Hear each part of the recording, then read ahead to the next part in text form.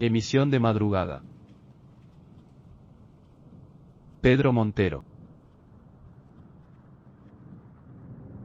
Se hallaba en la cúspide de la fama. Su programa radiofónico sembraba el miedo y la inquietud en miles de hogares. Tenía, por tanto, que esforzarse en acrecentar diariamente el interés y la admiración de su audiencia.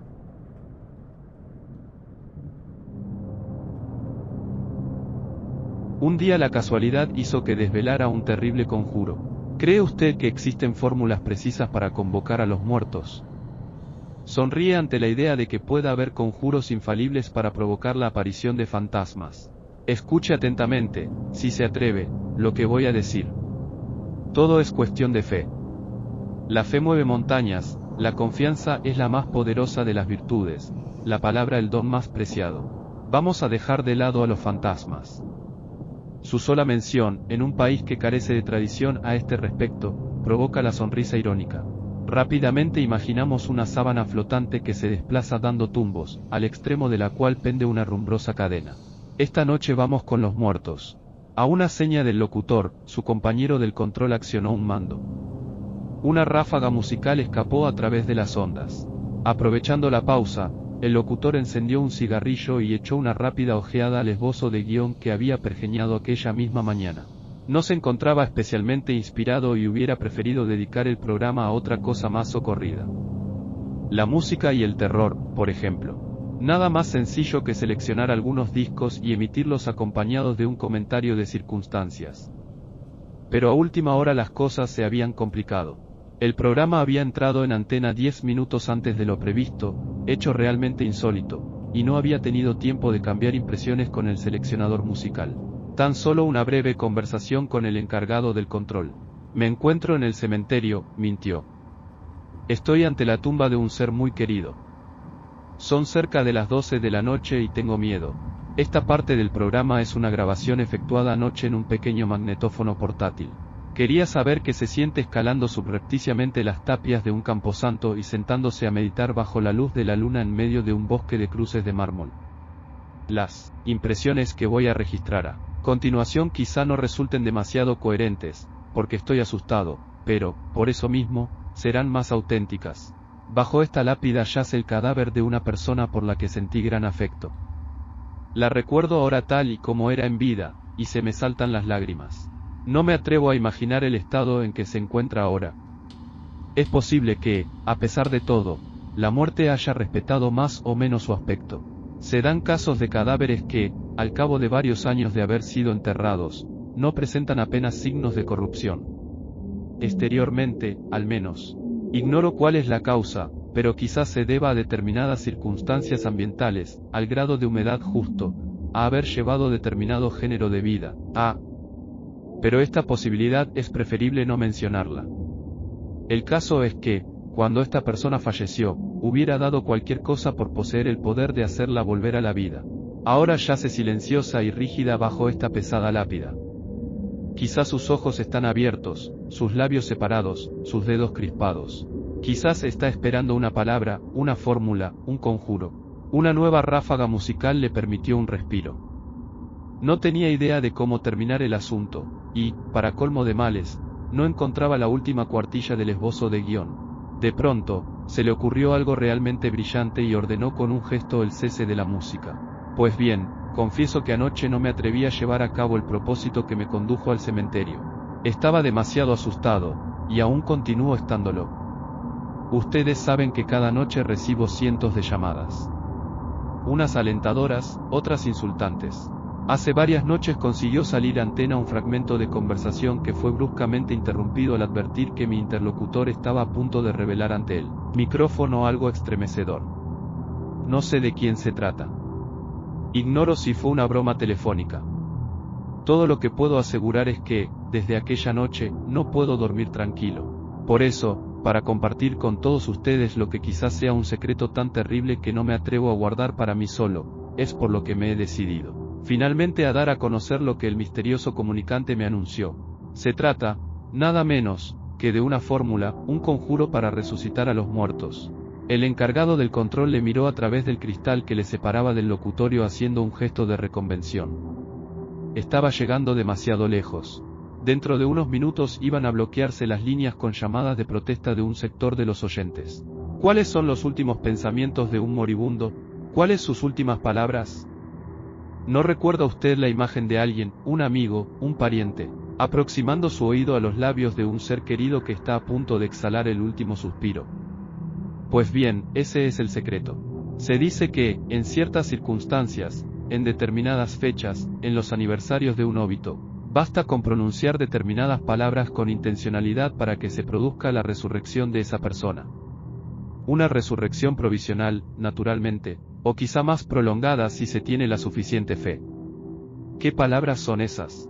Sencillamente las últimas palabras que salieron de la boca de quien, poco después, exhaló su último suspiro. ¿Recuerda? ¿Recuerda aquel vocablo torpemente pronunciado entre estertores agónicos? Aquella frase inacabada. Aquella balbuciente exclamación de terror. Pronúnciela, pronúnciela, pronúnciela. Una definitiva ráfaga musical cubrió las últimas palabras del locutor, cuya frente aparecía bañada de sudor. El encargado del control penetró en el locutorio, como una tromba. «¿Estás loco?», exclamó. «Nos van a acribillar». El locutor se hallaba realmente pesaroso de haber llevado las cosas tan lejos, pero, una vez metido en faena, le era imposible controlar su inspiración. No querían terror. Repuso dispuesto a no ceder. Pues ahí lo tienen. Pero esa majadería de las palabras, pura inventiva, añadió indicando su sien derecha con el dedo índice. Pura inventiva. Mientras conducía hacia su casa se sintió satisfecho del programa realizado. Cabía en lo posible que al día siguiente le reconvinieran por haberse pasado de la raya, pero había demostrado que era un locutor de impacto, un gran improvisador. ¿Acaso no le habían pedido un espacio que fuera capaz de convocar una gran audiencia? Todo lo excepcional se presta a polémica, y a él no le disgustaría verse controvertido en las páginas de los periódicos. La noche era lluviosa, y el piso resbaladizo. Al detenerse ante un semáforo en fase intermitente, pasó ante él un grupo de personas que regresaban de alguna fiesta nocturna. El último de ellos, considerablemente embriagado, dio una fuerte patada sobre la carrocería al tiempo que gritaba, «¡Borracho!». Por un momento experimentó el deseo de acelerar bruscamente y atropellar a aquel imbécil. Cuando dejó atrás a los noctámbulos, no pudo por menos de sonreír al recordar su reciente intervención ante el micrófono. No dejaba de resultar cómica la idea de repetir a modo de invocación, caso de haber cedido al impulso de atropellarle, el epíteto que el ebrio caballerete le había dirigido hacía unos instantes. Cerca ya de las 2 de la madrugada, llegó a su domicilio. Se puso el pijama y se dirigió a la cocina con ánimo de prepararse algo de comer. En aquel momento se oyó el timbre del teléfono. «Ha cometido una terrible imprudencia», dijo a modo de presentación el anónimo comunicante. «¿Quién es?», preguntó el locutor, acostumbrado a recibir mensajes telefónicos de variada índole. «¿Cómo ha podido revelarlo a los 4 vientos? Escuche. No sé de qué modo ha conseguido un número que no figura en la guía», repuso pacientemente. «Si es usted un oyente, le ruego que llame mañana a la emisora, y si desea presentar una queja, ya es demasiado tarde. Arroje al fuego el execrable libro de Yusuf al-Munadem y olvide cuanto ha leído en él». Pero, un chasquido indicó que se había interrumpido la comunicación. Regresó a la cocina y trató de olvidar la anónima llamada, pero lo cierto era que, desde que salió de la emisora, algo le decía que la idea que había lanzado a las ondas no era exclusivamente suya. Uno lee cientos de libros, decenas, se corrigió, y es imposible impedir que la materia contenida en tal número de volúmenes se amalgame con las propias intuiciones. Al fin y al cabo, no hay muchas ideas originales. Lo verdaderamente interesante es presentarlas bajo un punto de vista nuevo. Ahora tenía la impresión de haber leído en alguna parte lo referente al conjuro y a las últimas palabras de un moribundo, aunque no sabía dónde con exactitud. Yusuf al-Munadem musitó mientras recorría con el índice los títulos de su biblioteca. Pero no pudo hallar ninguno cuyo autor respondiera a tal nombre. Por otra parte, todo lo que de execrable había en la casa, perteneciente al género de la lectura, eran unas cuantas revistas pornográficas cuidadosamente guardadas bajo llave. Hacia el mediodía le llamaron de la emisora para comunicarle que se habían recibido cientos de llamadas procedentes de todo el país. Algunos oyentes protestaban por la exagerada dosis de terror que se habían visto obligados a soportar, pero, curiosamente, ninguno afirmaba haber desconectado el aparato de radio. Otros le felicitaban por la excitante emisión nocturna. Nadie confesaba, no obstante, haberse creído lo del misterioso conjuro, ni menos aún haber intentado la experiencia propuesta. Lo que resultaba evidente era que, aquella misma noche aumentaría considerablemente el número de radioyentes. Todo el mundo esperaría una continuación en la línea iniciada, pero él iba a sorprender a la audiencia tocando un tema completamente distinto. No convenía soliviantar en exceso a los oyentes ni le interesaba que sus superiores se sintieran obligados a poner cortapisas en su programa. Por otra parte, él sabía que es peligroso llevar las cosas al extremo. Una vez sobrepasado cierto punto, cabía la posibilidad de crear un anticlímax y, en consecuencia, un rechazo por parte de un sector de la audiencia. Se encerró gran parte de la tarde en casa dedicándose a confeccionar un guión perfectamente estructurado y procurando que nada quedara a la improvisación. El nombre de Yusuf al-Munadem interrumpía a veces el curso de sus pensamientos. ¿Existiría el tal libro? Sería realmente execrable. La única forma de salir de dudas era comenzar por enterarse con exactitud del significado de la palabra execrable. Digno de execración, leyó. Seguidamente localizó el término execración, acción y efecto de execrar. Finalmente, después de prometerse adquirir otro diccionario que no se anduviera con tantos rodeos, leyó, condenar y maldecir con autoridad sacerdotal. Aborrecer. Así pues, se trataba de un libro aborrecible, condenado y maldito por la autoridad sacerdotal. De resultas de lo cual dedujo que debía de encontrarse en el índice de libros prohibidos, si es que semejante índice continuaba existiendo. Esta última posibilidad le pareció sumamente excitante, y se prometió intentar localizarlo en cuanto dispusiera de tiempo libre.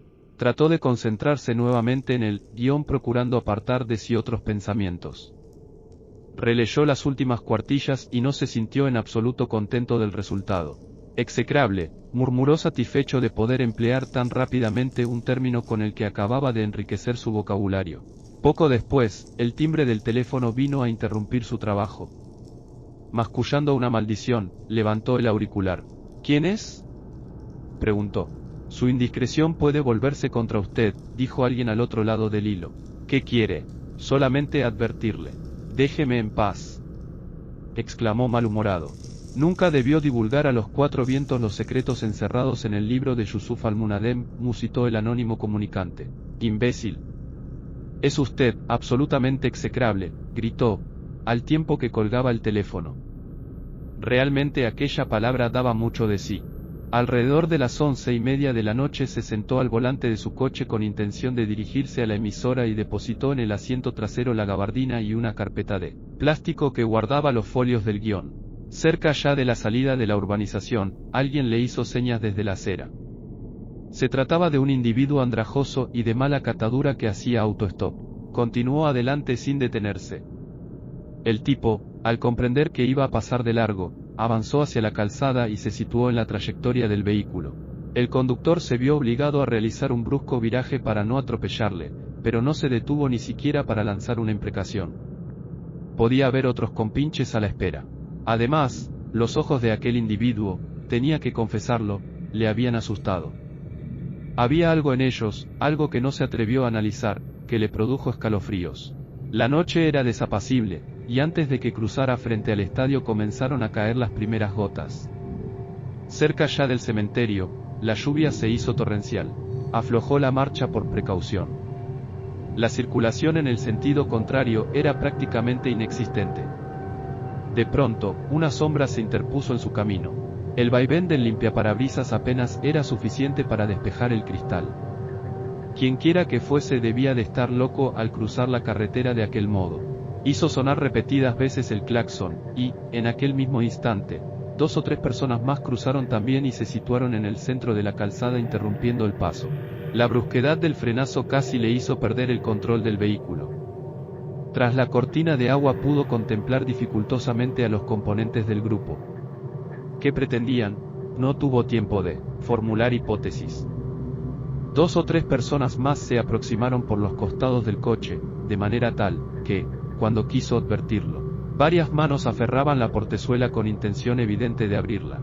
Los que habían interrumpido el paso avanzaron hacia el vehículo, y, comprendiendo que su salvación era cuestión de segundos, hundió el pie en el acelerador y aferró el volante con fuerza.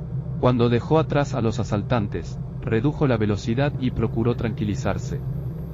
Había oído relatos acerca de atracos similares, pero nunca pensó que pudiera ocurrirle a él. Aquellos ojos, rememoró, aquella mirada tristísima y desconsolada. Al descender del coche junto a la emisora, consideró la idea de dirigirse a la comisaría cercana, pero la rechazó al advertir que aquel incidente y la lluvia torrencial le habían retrasado. El programa tenía que haber comenzado hacía 5 minutos. Llamó al portero automático, y a los pocos minutos descendió el conserje. Mientras entraban en el ascensor, advirtió que el empleado no le resultaba conocido. ¿Es usted nuevo?, preguntó mirándole de soslayo. El hombre afirmó con la cabeza y oprimió el botón correspondiente a la 4ª planta. He tenido un encuentro desafortunado, explicó. El empleado no pareció interesado en recibir otra aclaración.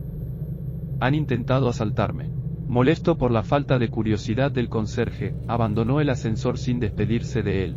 Caminó apresuradamente por los corredores, y entró en el locutorio sin pasar antes por ninguna otra dependencia. Lo siento, comenzó a decir, pero se interrumpió al advertir que no era Oscar quien se encontraba en el cuarto de control. ¿Oscar?, preguntó. En aquel momento se encendió la luz roja y escuchó a través de los auriculares la sintonía que daba inicio al programa. Tampoco conocía al que se encontraba a cargo de las llamadas telefónicas de los oyentes. Buenas noches, señoras y señores. Hemos recibido numerosas llamadas telefónicas, cosa que nos complace porque indica que el programa de este humilde servidor de ustedes cuenta con una gran audiencia. Muchas han sido para felicitarnos, algunas recriminándonos el haber sido tan realistas en nuestro juego. Porque realmente se trata de un juego. La noche pasada proponíamos a ustedes una imaginaria fórmula para devolver la vida a los cadáveres. Ni que decir tiene que se trataba de pura fantasía, y así había que entenderlo. El terror siempre ha de ir aderezado con unas notas de humor. ¿Cómo puede pensar nadie que exista algún conjuro capaz de resucitar a un muerto? Dejemos reposar a los que yacen en el descanso eterno. La literatura está llena de ejemplos de resucitados que no perdonaron a los autores de su vuelta a la vida. Nada más sagrado que el más allá. Pero, señores, continuó el locutor, lo que aquí hacemos no es más que jugar, y para demostrar a nuestra audiencia que todo es pura fantasía, vamos a dejar de lado el guión que traíamos preparado para esta noche. Voy a relatarles, de forma totalmente realista, un lamentable suceso del que hace unos minutos he sido protagonista. Cuando venía hacia la emisora, he sido detenido, a la altura del cementerio por un grupo de personas que pretendía desvalijarme. Al salir de la urbanización en la que vivo, un hombre se interpuso en mi camino haciéndome señas para que detuviera el coche. Yo, naturalmente, no paré. Empezaron a caer las primeras gotas de lluvia, y, al cruzar junto a las tapias del cementerio, el aguacero había adquirido características de un verdadero diluvio. De pronto, 2 o 3 individuos se cruzaron en la carretera y no tuve más remedio que frenar. Instantes después, unos cómplices se acercaron por los lados y pretendieron abrir las puertas del coche con intención de despojarme de cuanto de valor llevara encima. Yo aceleré bruscamente y, esquivando de un volantazo a los que me impedían el paso, continué mi camino. Mañana por la mañana, es decir, hoy mismo, denunciaré el hecho en la comisaría. A un gesto suyo, el del control hizo sonar una ráfaga musical. El encargado del teléfono estaba ya recibiendo llamadas de los oyentes. Aprovechando que su voz no salía a antena en aquellos momentos, preguntó si había muchas comunicaciones y cuál era el porcentaje de llamadas favorables. El del teléfono hizo un gesto desde detrás de la ventana del control indicando que los pros y los contra estaban equilibrados. Esa mirada, se dijo el locutor. El hecho que acabo de narrar de una manera objetiva, continuó diciendo una vez que ordenó el cese de la música, no produce más terror que el explicable y perfectamente lógico. Al fin y al cabo, se trataba de un intento de atraco. Ahora bien, prosiguió, si yo describo este suceso con voz cavernosa, si en vez de hablar de ladrones hablo de resucitados, si en lugar de pronto experimentó una sensación de vacío en la boca del estómago y vaciló en su discurso. Aquella mirada, reflexionó para sí, aquel caminar vacilante bajo la lluvia, aquellas excrescencias en la portezuela del coche. Ahora voy a narrar estos simples hechos dotando a mi relato de un aire sobrenatural, introduciendo efectos de sonido, efectuando pausas intencionadas. Comprobarán ustedes que un suceso, cuyos móviles resultan fácilmente explicables, puede transformarse en algo terrorífico, inquietante. Hemos recibido llamadas de algunas personas soliviantadas por el tono de nuestro programa. A ellas me dirijo ahora y les pido que escuchen atentamente. No pierdan de vista que se trata de un juego, una transformación. Si acaso se sienten asustadas, piensen en la verdadera naturaleza de los hechos. Quizás sea ese el elemento que genera la sensación de terror, la carencia de explicación, la ausencia de lo que llamamos motivaciones lógicas de un suceso. Tras la ventana del control, los dos técnicos, semiocultos en la penumbra, parecían sonreír al escuchar las últimas palabras del locutor. Este experimentó deseos de salir un momento y charlar brevemente con sus compañeros, pero una sensación de inquietud, algo que no acertó a definir adecuadamente, le retuvo junto al micrófono. No hay, pues, cadáveres que resuciten, conjuros que sustraigan a los muertos del sueño eterno, ni venganzas procedentes del más allá. Si acaso alguno de ustedes ha intentado utilizar la fórmula que... Una ráfaga musical cubrió sus últimas palabras. Molesto por aquella interrupción, levantó la vista hacia el control. Aquel tipo le miraba fijamente desde detrás del cristal. El locutor hizo un gesto de interrogación levantando los hombros, pero el técnico continuó con sus ojos fijos en él, al menos eso era lo que imaginaba, porque el molesto contraluz le impedía contemplar adecuadamente su rostro. De algún modo que no puedo revelar, comenzó diciendo con voz profunda, ha llegado hasta mí una fórmula, un conjuro terrorífico. Confieso que al principio no creí en las palabras de la persona que me lo transmitió, y precisamente por eso cometí el error de emitir tan peligroso sortilegio a través de las ondas. ¿Cuántos de ustedes lo han utilizado ya? ¿Cuántos de los que dormían eternamente han visto turbado su profundo sueño? Sé que soy el único culpable, que si existe algún deseo de venganza debe ser satisfecho en mi persona, que nunca debí relatar ante un micrófono secretos de tal índole. Lo sé. Ellos me persiguen ahora. Cuando pasaba en mi automóvil esta noche frente al cementerio, algo se movió cerca de las altas tapias, algo que la espesa cortina de lluvia me impidió percibir con claridad. De súbito, 3 espantosos espectros, 3 horrendos cadáveres semiputrefactos se interpusieron en mi camino. El encargado del teléfono levantó su rostro e hizo un signo indicando que había una llamada urgente. El locutor denegó con la cabeza y continuó su relato. Obligado a frenar, me encontraba en el interior del coche paralizado por el terror. Los horrorosos espectros iniciaron un movimiento de avance. Sus descompuestas carnes ofrecían un espectáculo nauseabundo. Jirones colgantes De pronto, interrumpiendo el inspirado discurso del locutor, una voz hueca se dejó oír a través de los auriculares. El técnico, haciendo caso omiso de sus órdenes, había dado paso a una llamada telefónica. ¿Por qué lo ha hecho?, musitó el comunicante, dotando a su voz de inflexiones que ponían los pelos de punta. ¿Por qué? El locutor experimentó náuseas. Un hedor insoportable fue inundando el ambiente. Los efluvios parecían proceder de la rejilla del aire acondicionado, de los auriculares, del micrófono mismo. El cristal de separación temblaba a impulsos de las cadenciosas vibraciones producidas por aquella cavernosa voz.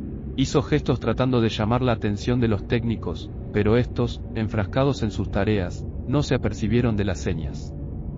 El locutor optó por responder al comunicante. Estábamos tratando de convertir un suceso perfectamente explicable en algo terrorífico y sobrenatural. Queríamos.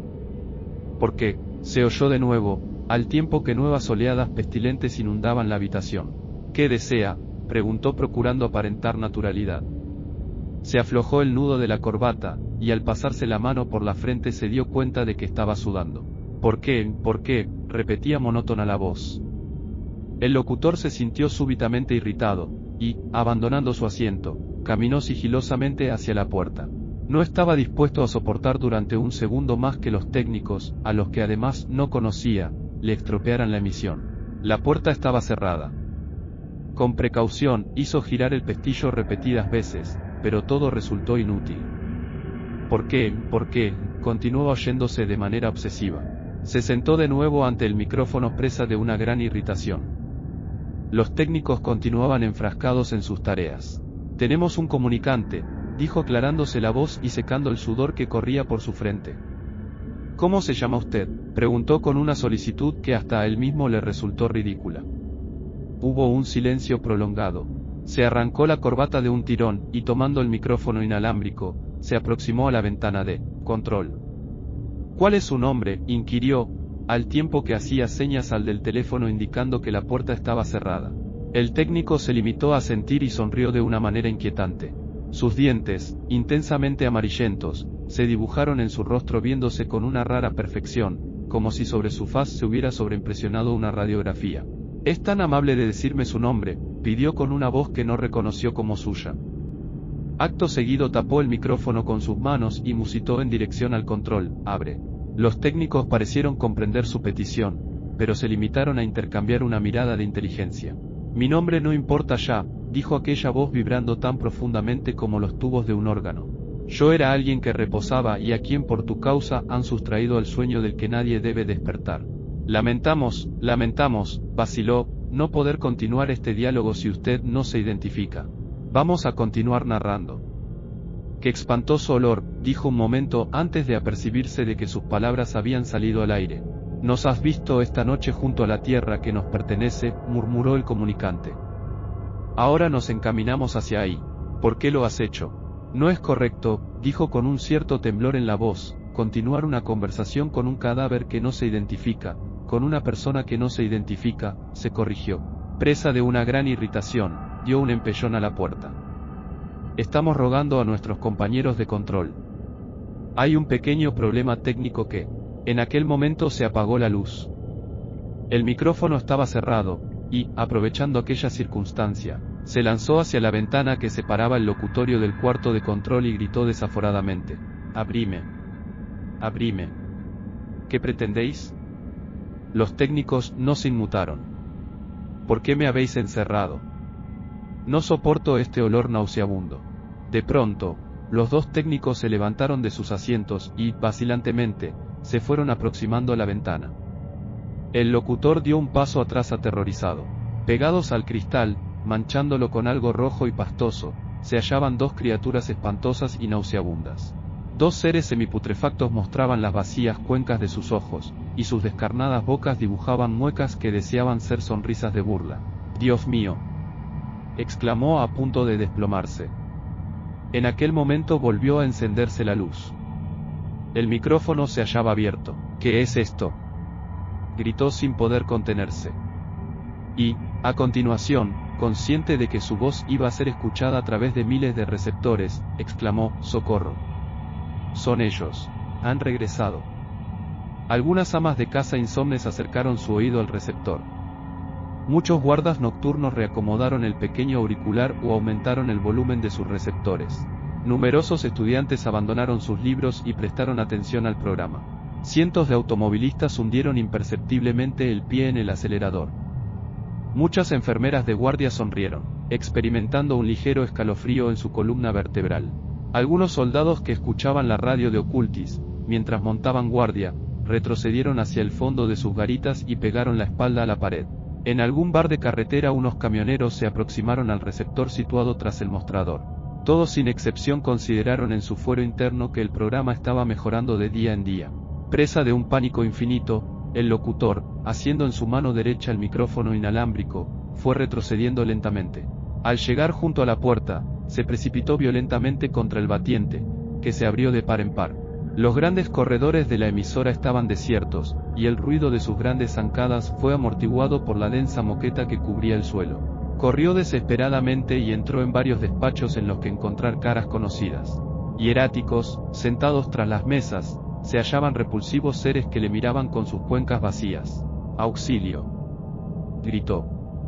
Y advirtió que aferrado a su mano permanecía el micrófono inalámbrico. Repentinamente pasó por su imaginación la idea de que, quizás su voz continuaba saliendo al aire. «Por favor», rogó. «Esto no es un programa de radio. Estoy hablando miró su reloj y se apercibió asombrado de que eran cerca de las 2:30. A aquella hora no debería quedar ya nadie en la emisora. ¿Quiénes eran aquellos seres? ¿Acaso? Llamen a la policía». «No puedo explicarlo», continuó hablando ante el micrófono, «pero ellos me rodean. Invaden todos los despachos. Me persiguen. Por favor, son unos seres nauseabundos. Estoy seguro de que se trata de, sí, son muertos. Muertos que han resucitado y desean vengarse. Socórranme, por Dios». Aquello era sin duda una pesadilla, un sueño macabro, algo inexplicable. Necesitaba huir lo más pronto posible. Corrió deteniéndose en cada recodo de los largos pasillos en dirección a la puerta de la emisora. «Vienen tras de mí», dijo susurrándolo al micrófono. «Oigo sus pasos. Voy a tratar de abandonar la emisora. Les aseguro que esto es real. No es un programa», gimió con desesperación. Al doblar el último recodo se quedó paralizado. Tras la gran cristalera en cuyo centro se abría la puerta de entrada, se agolpaban decenas de horrorosos cadáveres en actitud hierática. En aquel momento se abrió la puerta del ascensor y el conserje, el mismo que le había acompañado cuando él subió, abrió la puerta del elevador del que salió un nuevo grupo de repugnantes criaturas.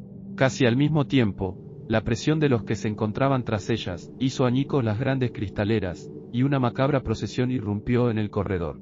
«Soy Roberto Ramírez», gritó ante el micrófono que aferraba en sus manos. «Estoy en Radio Central. Me encuentro en peligro de muerte. Decenas de criaturas avanzan hacia mí. Llamen a la policía. Voy a morir», rugió echando espuma por la boca. «Esto no es una ficción. He provocado la resurrección de los muertos y su venganza no se ha hecho esperar. Auxilio. Auxilio. Ya están aquí, me rodean. No puedo conseguir». A través de miles de receptores se escuchó la sintonía que ponía fin al programa de Roberto Ramírez. Cientos de automovilistas se distendieron y aflojaron la presión de su pie sobre el pedal del acelerador. Algunas amas de casa desveladas apagaron la radio y examinaron sus profundas ojeras ante el espejo del cuarto de baño. Más de un soldado de guardia abandonó el fondo de su garita y salió a pasearse por la muralla. Los camioneros pagaron sus consumiciones y subieron a sus grandes vehículos. Muchos estudiantes cambiaron de emisora intentando localizar la música que les ayudara a retener sus lecciones.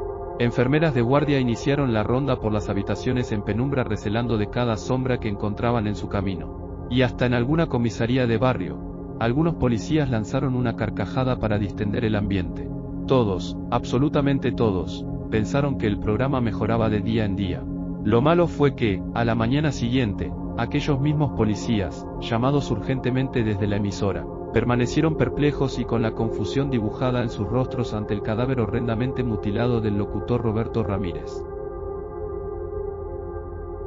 Francés VII.